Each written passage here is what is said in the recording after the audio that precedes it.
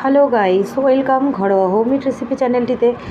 দেখো আমি খাবারের আইটেম কিছু নিয়ে চলে এলাম। এই মাছগুলোকে দেখতে পাচ্ছ, চিনতে পারছো এই মাছগুলো কী মাছ? এগুলো হচ্ছে কর্তি মাছ। ইলিশের মতন সেন্ট ঠিকই, কিন্তু মাছগুলোর নাম কর্তি মাছ। চলো এই মাছের আমি সর্ষে পোস্ত করে দেখাবো। তো সর্ষে পোস্ত দিয়ে একটু ঝাল টাইপের করব। দেখতে পেলে আমি নিচে কিন্তু পোস্ত রয়েছে, সর্ষেটা ভেজানো রয়েছে অনেকক্ষণ ধরে, সাথে টমেটো আর কতগুলো কাঁচা লঙ্কা রয়েছে। এই দিয়ে আমি মাছটাকে করবো। আর এখানে রয়েছে মোচার ঘন্ট। তোমরা মোচার ঘন্ট রেসিপি কিন্তু আমার আগের চ্যানেলে পেয়ে যাবে, আগের লিঙ্ক আছে ভিডিওতে পেয়ে যাবে, অনেক আমি দেখিয়েছি। আর এখানে দেখো শাক ভাজা করে রেখেছি। আমি তোমাদের রান্নার মেনুগুলো দেখিয়ে দিচ্ছি, কি সুন্দর সুন্দর দেখো রান্নার মেনু। তো এখানে আমি হাঁসের ডিম সেদ্ধ করে রেখেছি, হাঁসের ডিমও রান্না করব, সেটা কিন্তু রাতের জন্য। চলো আমি রান্নাটা সেরে ফেলি। দেখো আমি কড়াইয়ের মধ্যে তেল গরম করে দিয়েছি। আর আমি কিন্তু এই মাছটা কাঁচা রান্না করব। এই মাছটা ভাজলে না ফুলে ফুলে যায়, যতইটা মানে টাটকা আর কি মাছ হোক না কেন, এই মাছটা ভাজলে ফুলে যায়। ওই কারণে আমি কিন্তু আজকে কাঁচা রান্না করব, মানে কর্তি মাছের কাঁচা ভাপা রান্না করব, ঠিক আছে?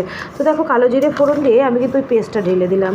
এবার পেস্টটাকে বেশি সময় ধরে কষাবো না, তাহলেও একটু কষাতে হবে যাতে সর্ষের কাঁচা গন্ধটা না থাকে। তো দেখো সর্ষের পেস্টটা আমার কষানো হয়ে গেছে, আমি কিন্তু খানিকটা জল দিয়ে দিয়েছি। এই ক্ষেত্রে একটু জলটা বেশিই দিতে হবে, কেন কি আমি কাঁচা রান্না করবো, মাছগুলো সেদ্ধ হতে হবে। মাছগুলো যদিও নরম, তাহলেও একটু জল দিয়ে সেদ্ধ করে নেওয়াটা আমার মতে বেটার, না হলে কাঁচা কাঁচা থেকে যাবে। তো সেই কারণেই দেখো আমি ঝোলটা একটু ফুটে উঠলে আমি মাছগুলোকে নুন হলুদ মাখিয়ে রেখেছি দিয়ে দেবো। আর এখানে সাথে দেখো আমি অনেকগুলো লঙ্কা দিয়েছি, কিন্তু লবণ টেস্ট করতে গিয়ে দেখি ঝাল অতটা হয়নি, তার কারণে আমি কয়েকটি কাঁচা লঙ্কা চিড়ে দিলাম। যার প্রয়োজন হবে সেই কাঁচা লঙ্কাগুলো ভাতের সাথে ডলে নিয়ে খেয়ে নেবে। তো দেখো ঝোলটা আমার ফুটতে অলরেডি স্টার্ট করে দিয়েছে। তো এবার আমি একে একে মাছগুলোকে ছেড়ে দেবো। খুব সাবধানে আলতোভাবে মাছগুলোকে ছাড়তে হবে, কারণ মাছগুলো এমনিই নরম, তার উপর আমি কাঁচা রান্না করছি, ঠিক আছে? খুব সাবধানে রান্না করতে হবে। কিছু কিছু মাছ হয় কি, মানে মাছগুলো নরম হয়, তার কারণে ভেঙেও যাওয়ার সম্ভাবনা থাকে। তো দেখো আমি খুব কিন্তু আস্তে আস্তে দুটো তিনটে করে মাছ ছাড়ছি। এবার ছাড়িয়ে নিয়ে আমি মাছগুলোকে খুব সুন্দর করে একটু খুন্তিতে নাড়িয়ে ঝোলের মধ্যে ডুবিয়ে দেবো, যাতে মাছগুলো ভালোভাবে সেদ্ধ হয়। দেখতেই পাচ্ছ মাছগুলোকে আমি খুন্তিতে নাড়িয়ে একটু ঝোলের মধ্যে ডুবিয়ে দিচ্ছি।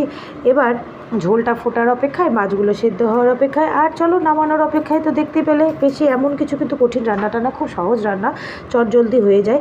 এর সাথে একটু ভাত নামিয়ে নেবে, বাস, আর কিচ্ছু দিতেও লাগে না। আর হ্যাঁ দেখো, যেটা আমি একদম আমার মানে বলাটা উচিত ছিল, যেটা একটু পরে বলছি, সেটা হচ্ছে সর্ষের তেল। তোমরা কিন্তু কখনোই ভুল করবে না এই তেলটি দিতে, ঠিক আছে? এই তেলটি না দিলে কিন্তু তোমাদের যে একটা ভাপার সেন্ট, সেটাই আসবে না। সে যে ধরনের ভাপাই করো না কেন, একটা সেন্ট আসবে। তো দেখো আমি একটু ঢেকে দেবো, ঢেকে দিয়ে রান্না করব, তাহলে মাছটা তাড়াতাড়ি সেদ্ধ হয়ে যাবে। কারণ যতই নরম হোক, মাছ ঢেকে দিলে ওই সেন্টটা বেরোবে না, মাছের সেন্টটা পুরোটা ঝোলের মধ্যে থেকে যাবে। তো দেখো এইভাবে ঝোলটা ফুটছে, এবার আমি নামিয়ে দেবো। তো দেখো রান্নাটা আমার কেমন লাগলো, আশা করি ভালো লাগবে, খেতেও ভালো লাগবে, কারণ রান্নাটা সত্যিই লোভনীয় রান্না, সত্যি ভালো লাগবে খেতে। তো দেখো আশা করি আমার রান্নাটা ভালো লাগলো। তো ভালো লাগলে প্লিজ ভিডিওটিকে লাইক কমেন্ট আর শেয়ার করে দিও। আরও কিছু রান্না জানতে চাইলে আমি নিশ্চয়ই চেষ্টা করব তোমাদেরকে ভিডিও দেবার। তোমরা প্লিজ একটু কমেন্ট করো তোমাদের কেমন লাগছে, কার কেমন লাগছে, আমি তো ঠিক বুঝতে পারছি না। যাই হোক, তোমরা যারা যারা দেখছো আমার ভিডিওগুলো, তোমরা দেখছো কিন্তু কেউ কমেন্ট করছো না, কেউ রিপ্লাই দিচ্ছ না। আমি বুঝতে পারছি না যে ফলোয়ার্স বাড়ছে অথচ কোনো কমেন্ট নেই। প্লিজ একটু কমেন্ট করে নিও। দেখো আমার মনে হলো কি একটু তেলটা কম হয়ে গেল, চলো রান্নায় ফিরে এলাম।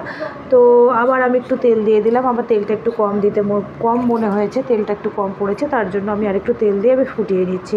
তো আমি এখন রান্নাটাকে নামিয়ে নেব। আমার রান্নাটা রেডি হয়ে গেছে, কর্তি মাছের ভাপা, সর্ষে পোস্ত দিয়ে কর্তি মাছ ভাপা, ঠিক আছে?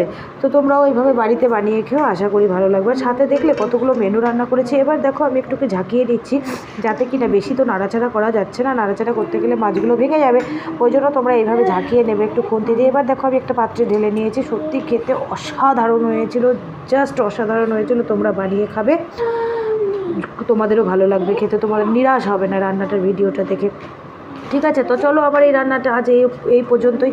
এবার আসছে আবার নেক্সট আরেকটা রান্না নিয়ে, ভিডিও না, নেক্সট রান্না নিয়ে। শুধু তো এইটুকু রান্নাই আমাদের হয় না, আমার তো অনেক পদ রান্না করতে হয়। তো দেখো আমি অনেকক্ষণ ধরেই কিন্তু মাছটাকে দেখাচ্ছি, সত্যি আমরা খেয়ে যা স্যাটিসফাইড হয়েছি না, কি আর বলবো, ওই জন্য তোমাদের অনেকক্ষণ ধরে দেখাচ্ছি। আর এদিকে দেখো ডিমগুলো আমি চলে নিয়েছি, আমি ডিম কষা রান্না করব, এটা আমি রাতের জন্য। ডিম কষা যেমন রান্না করে, আমি একটু পটল দিয়ে দিয়েছি আমার শাশুড়ি মা শ্বশুরমশাইয়ের জন্য, কারণ তারা আলু খায় না, ওই জন্য আমি ডিম কষার জন্য ওই জন্য পটল দিয়ে রান্না করেছি, যেমন আর কি করে একটু পাতলা পাতলা ঝোল করেছি। ডিম কষার ডিমের অনেক রেসিপি আমার ভিডিও লিঙ্কে পেয়ে যাবে তোমরা। আর এদিকে দেখো ভাত ফুটছে, আমি গরম গরম ভাত দেবো। হ্যাঁ, এই ভাতটা কিন্তু কাটারি ভোগ চালের ভাত, এগুলো নর্মাল চালের ভাত না, ঠিক আছে।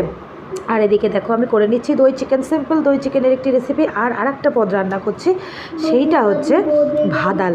এটা আমি একটু কালো জিরে ফোড়নে একটু ভেজে নেব। এটার বেশ কিছু তোমাদের ভিডিও দেখাবো না, কারণ এটা ভাজা যেরকম আলু ভাজে সেরকম আমি ভেজে নেব। ভাদাল মানে থোড়, যেটাকে আর কি বাংলায় বলে।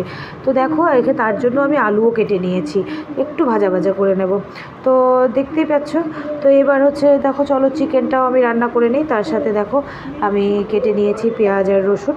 চিকেনটা আমি রান্না করার জন্য আমি পেঁয়াজ রসুন কেটে নিয়েছি, ঠিক আছে। আর এদিকে কিছুটা আলুও দেখতে পাবে। যে ভাদালটা আবার দেখাচ্ছি, এক ভিডিও বারবার করা হয়ে গেছে, তার জন্য সরি চাইছি। তো দেখো, তাও দেখতে থাকো ভাদালটা আমি কি সুন্দর কুচি কুচি করে কেটে নিয়েছি। আর এই দেখো কড়াইয়ে তেল ফোড়ন দিয়ে দিয়েছি, দিয়ে এবার আমি ডিম কষাটা করে নেব। তো দেখো আমার মাংস, আমি ডিম কষা বলতে বলতে ডিমটাই বলে ফেললাম, মাংস। যেখানে করা হচ্ছে দেশি পোলট্রি মাংস, মানে যেটা আর কি আমরা চিকেন খাই, সেটাই চিকেন। বেশ একটু পাতলা পাতলা রগরগে লাল লাল ঝোল করে দিচ্ছি, কারণ আমরা এটা দিয়েই ভাত খাবো। ওগুলো পদও খাবো, কিন্তু এটা দিয়েও খাবো।